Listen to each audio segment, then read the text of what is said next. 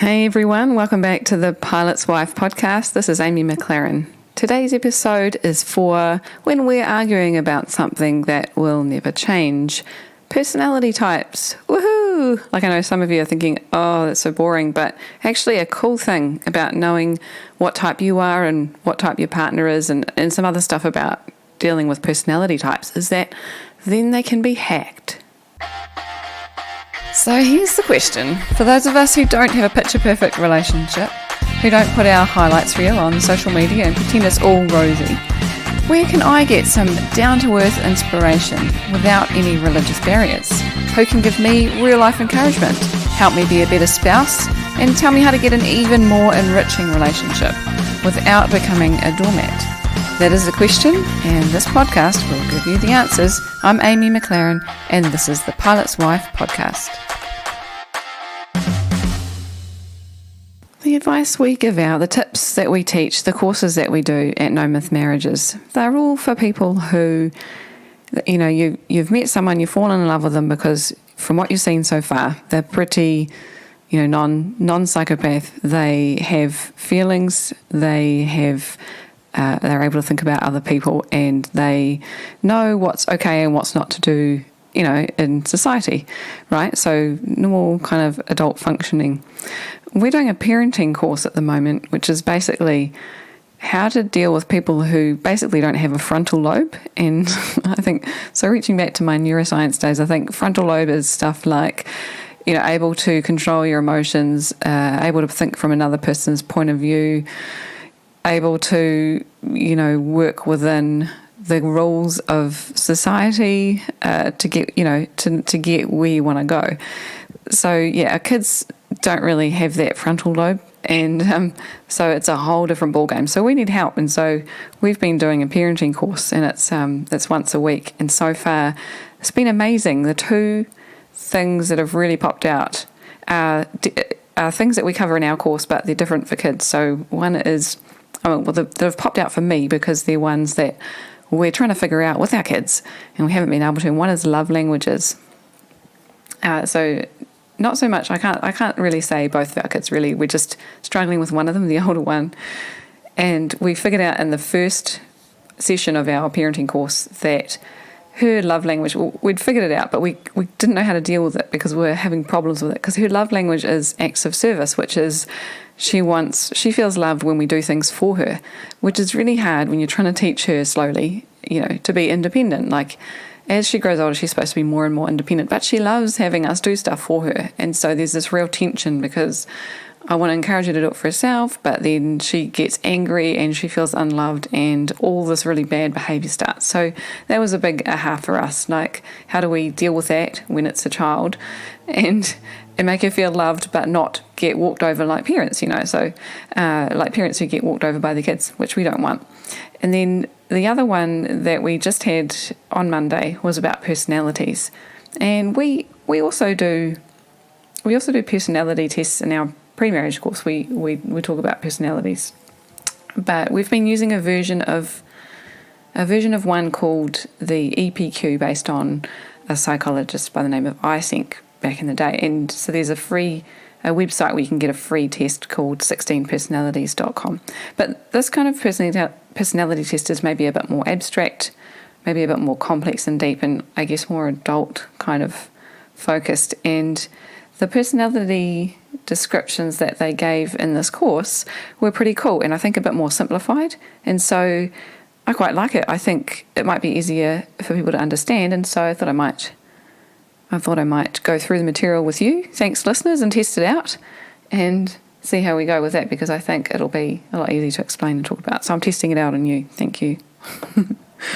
But what's cool is that part of what they're teaching us is hacks, like if a child has a certain personality type, how you can kind of hack it and teach them other things to kind of counteract the kind of weaknesses or challenges of their personality type, and the ways to like really make the most of the strengths and emphasize them and encourage them so they feel good. And I think that's just as relevant in our intimate, our loving relationships as an adult. But there are obviously some different things you'll do, and you're not trying to teach them so much like you are a parent. So I've kind of taken it and kind of thought I'll adjust it a little bit and see if this works. So this test, or this kind of framework, comes from a lady called Florence Littauer, and she's written a book called Personality Plus. And there are four parts of a personality, or four labels, or I guess four areas on a continuum. And they're called playful, also known as the otter, also known as popular. And then there's powerful, which is also known as the lion.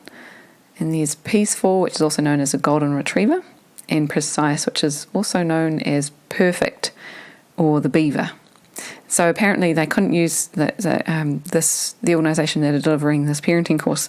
They were no longer allowed to use these animals like lion and otter and golden retriever, because apparently it wasn't politically correct. So they've kind of gone with these other names. So playful, powerful, peaceful, and precise. And there is a free test online for this as well, so you can go in and do a test for yourself on which one you think you are. You can just Google Florence Littauer Personality Plus and something will come up. But first, before I talk about these types in more detail, I just want to go over a couple of things which we always say when it comes to personalities, is that even though you might do a personality test and it shows that you're stronger in one of them, it doesn't mean that you're only that personality and you have none of the other traits. It just means that, I guess, you tend towards a personality, which makes it easier for both yourself to understand and for your partner to understand you a bit better and understand how to work best with you, and how you can work best with yourself, and what things you would look for in a job and things that might suit that kind of personality better. But it's important to remember that it's just you don't just fit into one box, and so you can't just stereotype people and just put them into one box and think that nothing else applies. And we've definitely found that with our older child, that she is definitely very, very strong in one personality type, but she does have aspects of others which we have to be mindful of as well. And so I'll give a few more examples in a little bit later.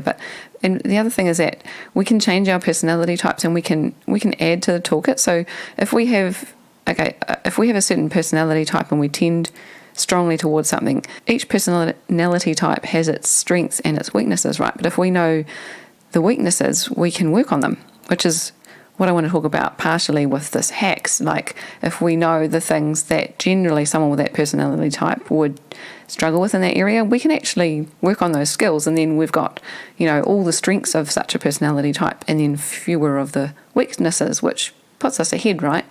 And also helps us have better relationships. And so there are no right or wrong personalities, because every type has a different type of strength and a different type of challenge. And there are benefits to all of them. So going back to the types. So the one that's called playful, which is also called popular, or the otter, is talking about someone who's always a life of the party, lots and lots of fun, lots of ideas. They're very persuasive, they like the limelight, they're enthusiastic, they're spontaneous, they come up with interesting stuff, and they're friendly, and they're naturally, people naturally gravitate towards them because they've got this energy and they've got this funness about them. On the other hand, they can be a little bit forgetful, they can run late, they're not so into the detail, and they can be a bit disorganised and stuff. So I guess where they're good at attracting people to them, they're probably not so good at developing really strong, deep friendships, because they're a little bit kind of flighty and all over the place. And so that's kind of some of the strengths and the weaknesses of a playful or popular or an otter personality. Then we've got the powerful personality, which is also called the lion, which is the kind of the leader type, that they like to take charge, they're determined, they're confident, they enjoy challenge, and they're really goal-orientated. They're very self-reliant and resourceful and decisive. They can make good decisions. So they're often in leadership positions, or they take leadership roles in social situations. But on the other hand, they can be very argumentative, and they can be a little bit domineering sometimes. They could be intolerant of others that are kind of a bit slow to come to decisions, or they can be unsympathetic. They can come across as bossy.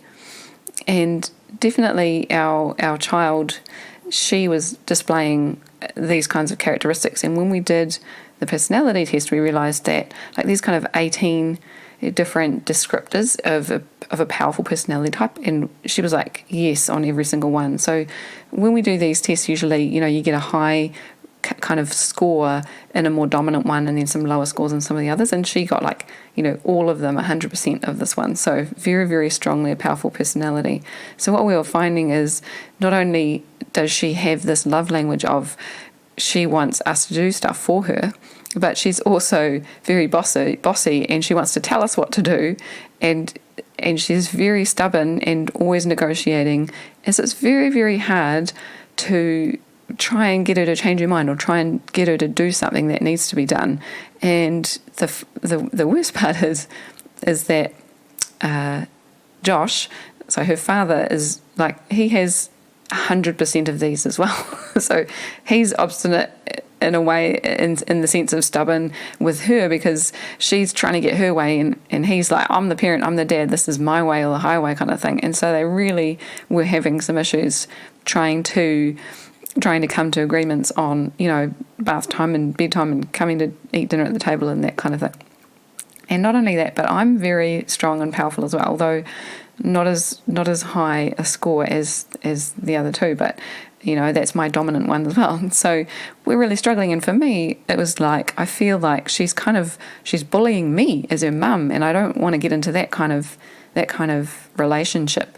And so, but if I resist that kind of bullying behaviour, then I was getting consequences from her. She was really she was very stubborn about, if you won't do this, or if you try and do anything that I don't like, then I'm going to do this, and I'm going to wreck that, and I'm going to break this. And so really, really hard to deal with, because no matter what consequence we tried to introduce for her to try and get her to listen to us, and really on things that are our house rules, things that enable us all to live in harmony, and she wasn't abiding by, then it's really difficult to, if she doesn't listen to any of the consequences, then what do you do? Like we just had nothing. We had nothing in our toolkit. How do we even live with this person who will not, live nicely with us all, kind of thing?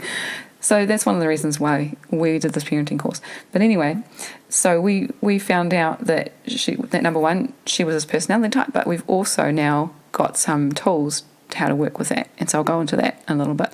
So anyway, the other two personality types, one of them is peaceful. And these are the kinds of people that are, trying to keep the peace.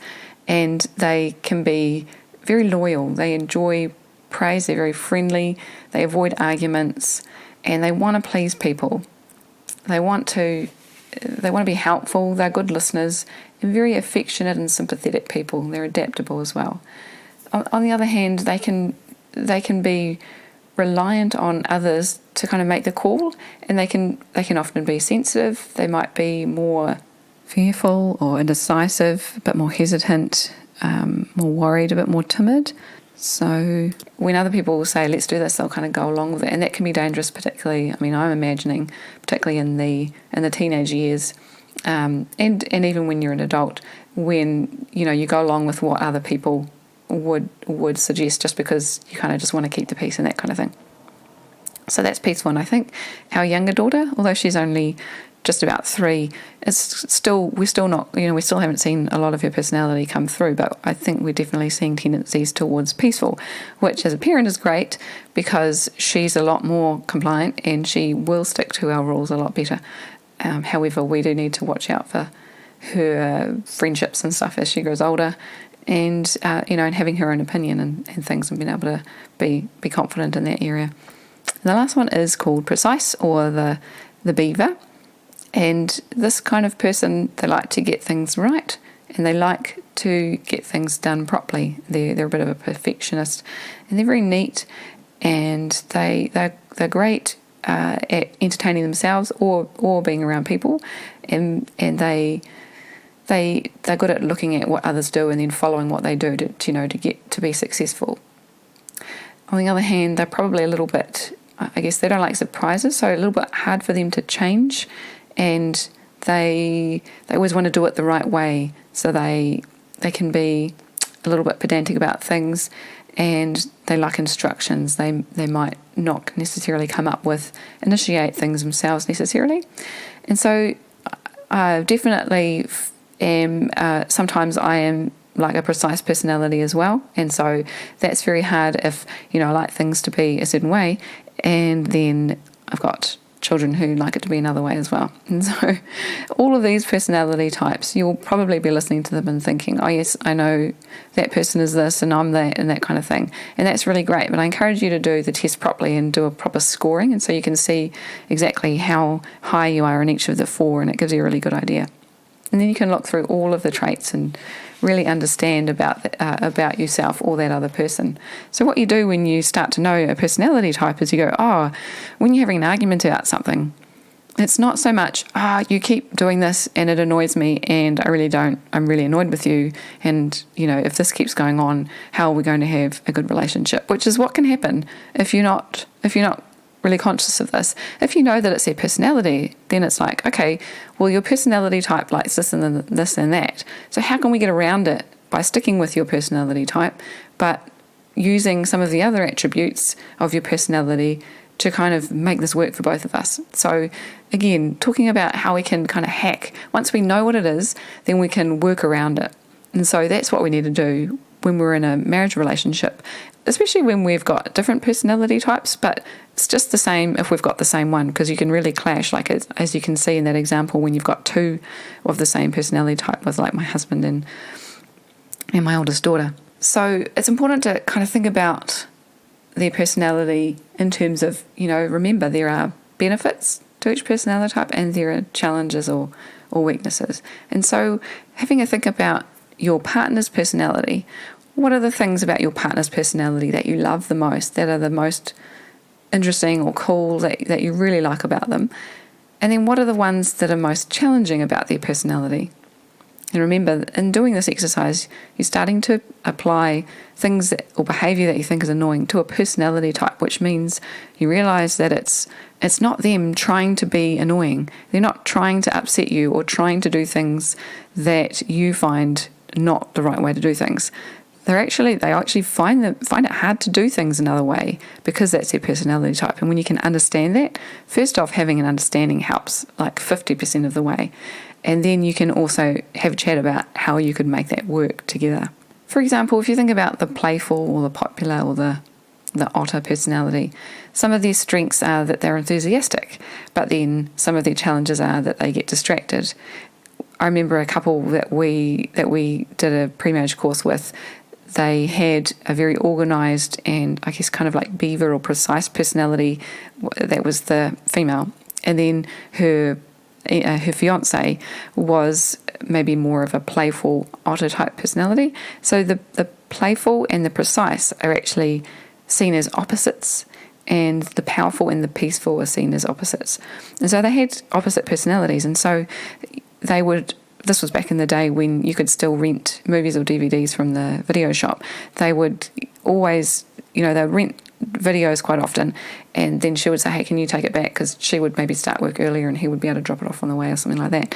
Yeah. And then she'd come home and he hadn't dropped it off, and then they would have late fees and they'd have to pay extra for the video hire. And she said this kept on happening, and she would get so frustrated that it was almost like she wasn't sure if she could, if she could marry a guy who was always forgetting things. And so when we talked about personalities, it was kind of like a ball drop. It's like, okay, right, okay, that makes sense. And then if you know that that's just kind of hardwired into his character, that he's going to get distracted and he's going to forget details and things like that, then you can work around that. Like maybe, don't get him to drop off videos, or put a reminder on his phone or something like that. So you can work around it.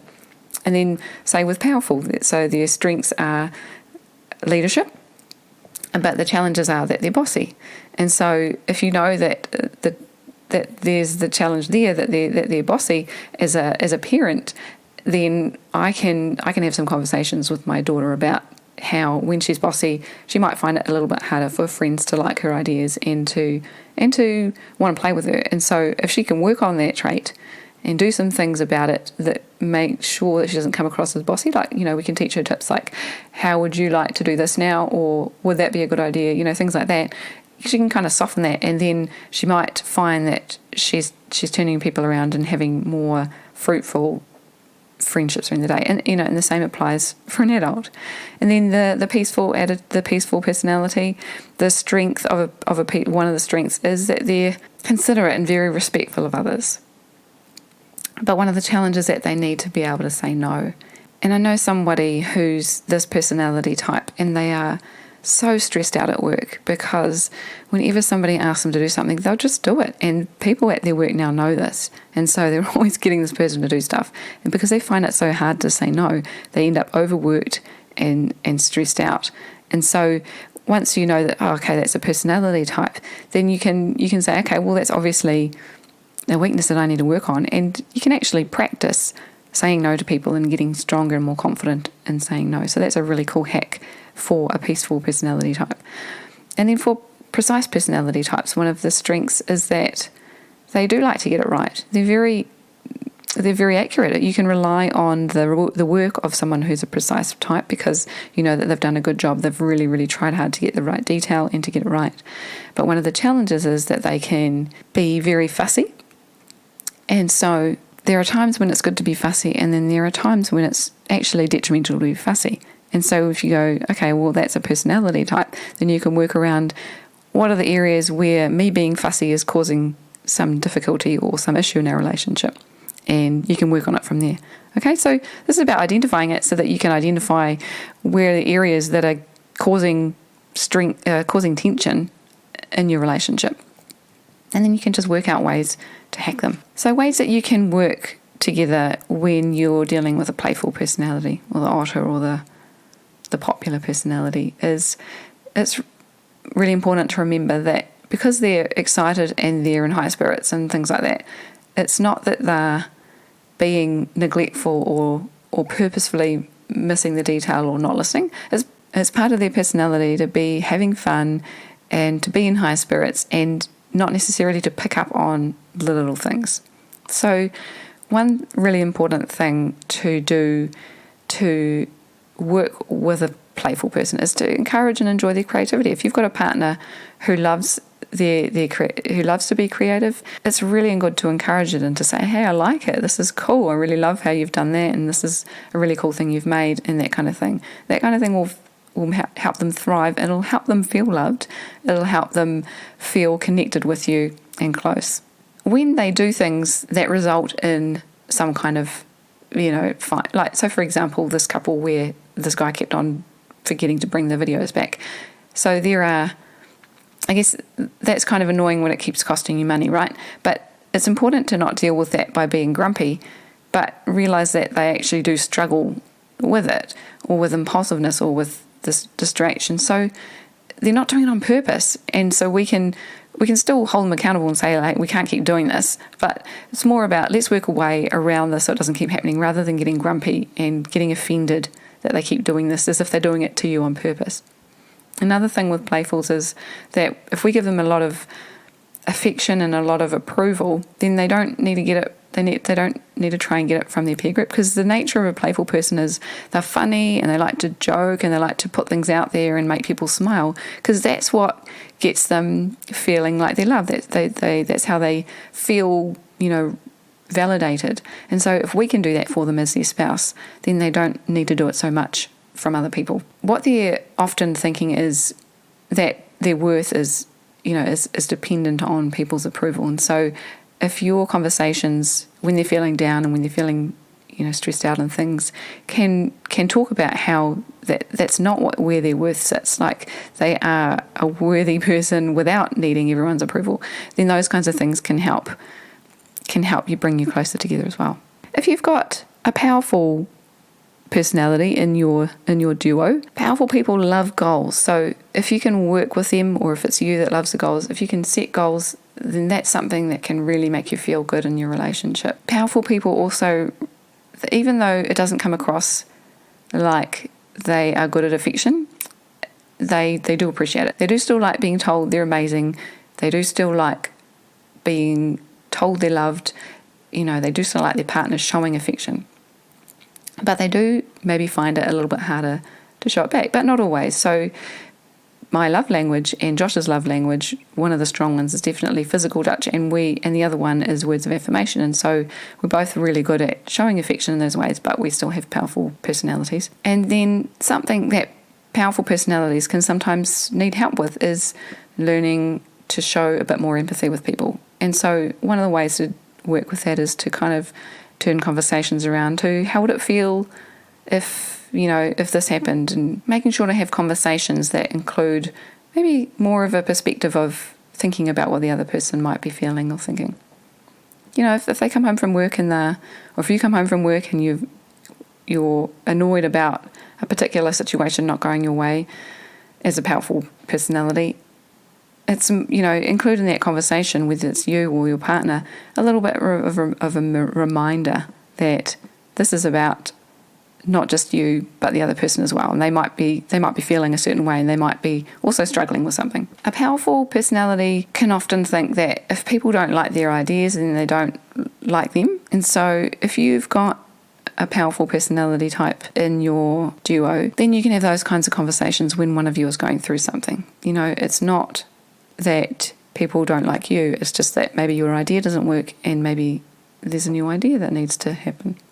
So powerful personality types need to be praised for their hard work in making something happen, not just for the work they've done. So they like to be recognised for the effort that they've put in to achieve something, and they like to feel useful. So it's really, really important. So they like to feel in control and they like to feel useful. And Josh is going through, as you may know from listening to a previous podcast, he's a pilot, and so at the moment he doesn't have a job, and so for him this time is really hard because he's a powerful personality trait that likes to feel in control and likes to feel useful, and he's definitely not feeling in control at the moment because he cannot get another pilot job, and he's not feeling useful because he can't fly people around, which is his skill set. So definitely a challenge at the moment for powerful personality traits all over the world, I think, with all this uncertainty around COVID and getting out of COVID and opening back up the borders and everything. For the peaceful personality, I would say if your partner has a peaceful personality, get to know their friends and who they're hanging out with, because peaceful personality types do tend to go with suggestions from other people and, potentially couldn't get into trouble by doing that. So that'd be a tip there. Encouraging them in a way that isn't nagging, where they can get better at saying no. Because I can imagine if you're the spouse at home and they come home and they say, oh, I had to do this and I had to do that and I've so overworked, that if we then say, well, you've just got to say no, you've just got to say no more, they just feel told off. They just feel like, oh, that's all your fault that you aren't doing this properly.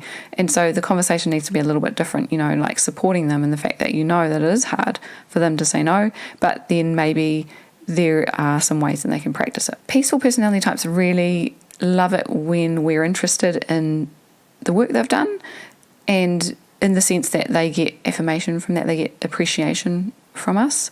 And so do try not to hold back on giving those words of affirmation and that showing that you really appreciate what they do. And this also helps, giving them lots of attention, giving them lots of approval and affection.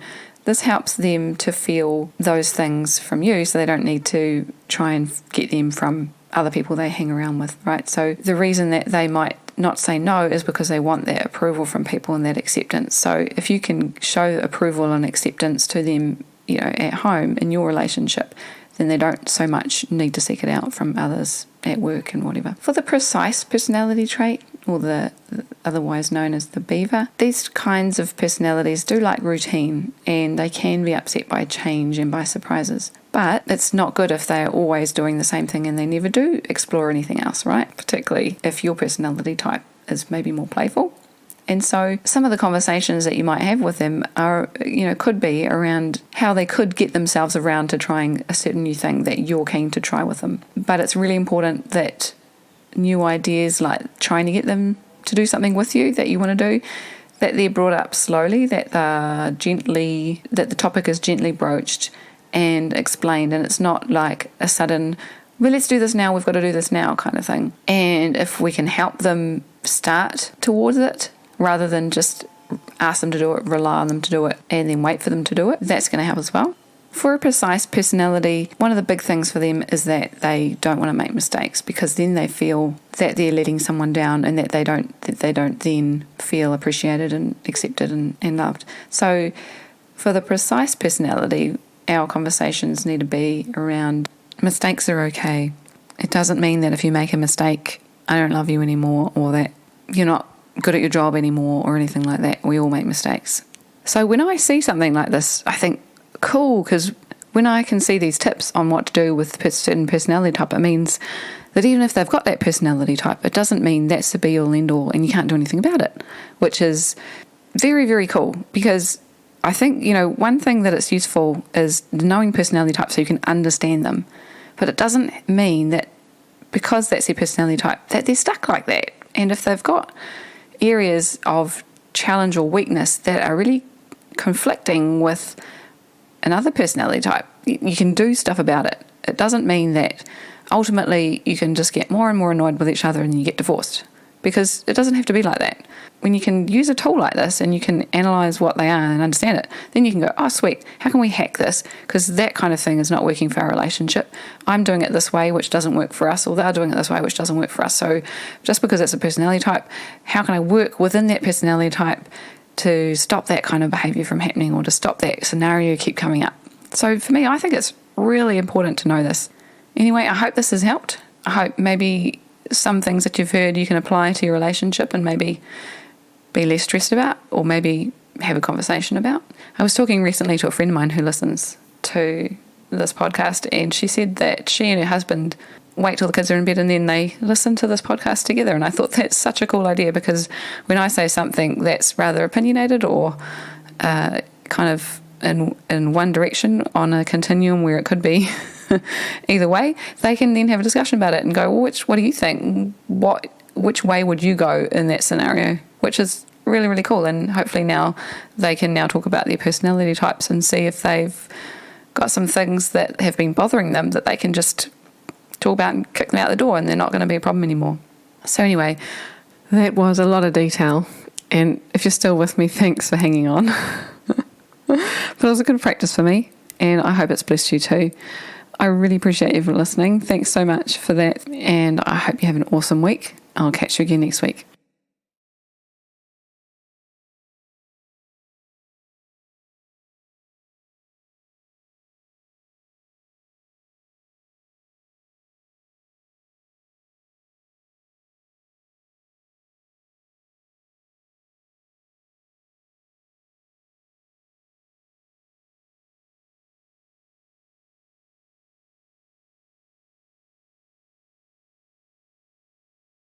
I really hope this has helped you. I hope that maybe you've learned something new, and I hope you have an awesome week. I'll talk to you again next week.